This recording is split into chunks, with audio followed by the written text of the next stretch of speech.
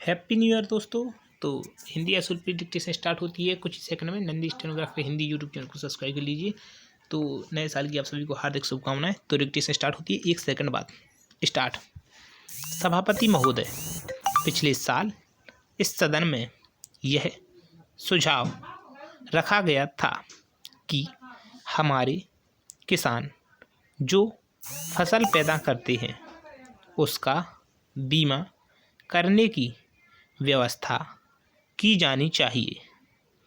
इस सुझाव पर विचार करने के लिए कुछ सदस्यों ने एक योजना भी बनाई थी, लेकिन फसल बीमा योजना पर अभी तक कोई कार्यवाही नहीं की गई है।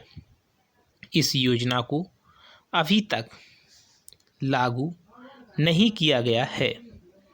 योजना आयोग ने यह आश्वासन दिया था कि वह इसके लिए आवश्यक धन की व्यवस्था करेगा। हो सकता है कि इस संबंध में राज्य सरकारों में एकमत ना रहा हो।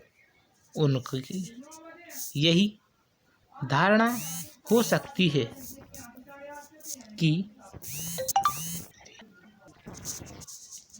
इस योजना को लागू होने से किसानों को बोझ ढोना पड़ेगा और किसानों पर बोझ पड़ेगा।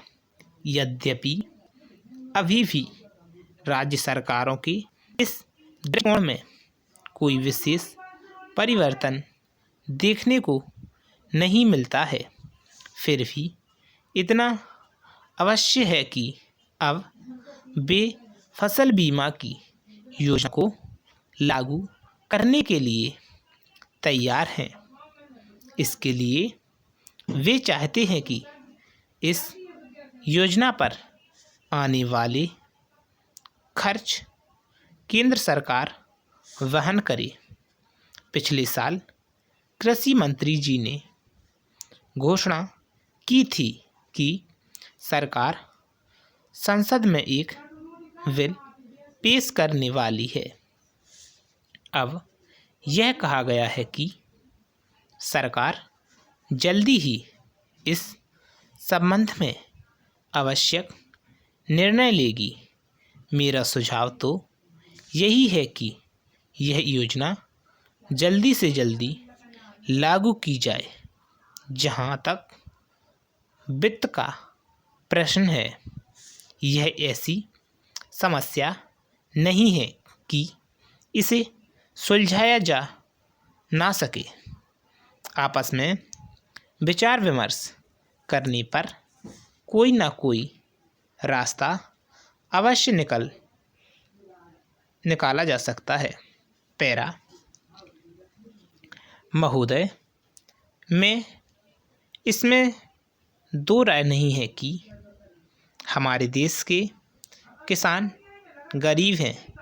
ऐसी अवस्था में जबकि वे लगान तक नहीं दे सकते हैं, तो वे फसल बीमा की किस्त किस प्रकार दे सकते हैं।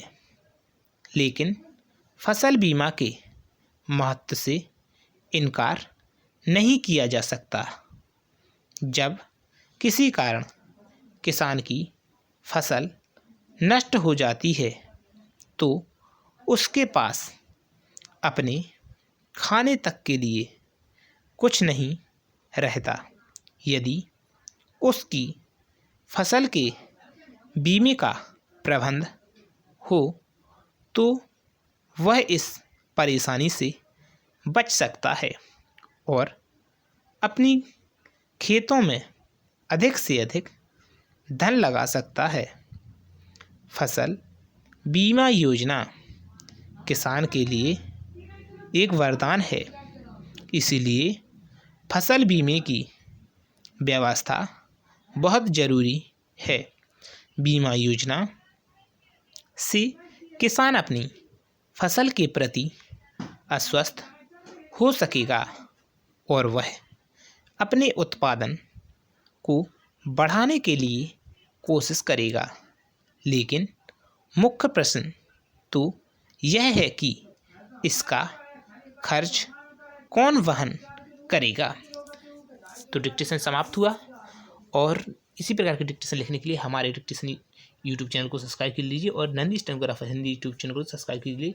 अगर डिक्टेशन लिखा हो तो थैंक्स फॉर वॉचिंग। वीडियो को लाइक करें, सब्सक्राइब करें और यूट्यूब चैनल को सब्सक्राइब करें। Thanks for watching. Subscribe to my YouTube channel.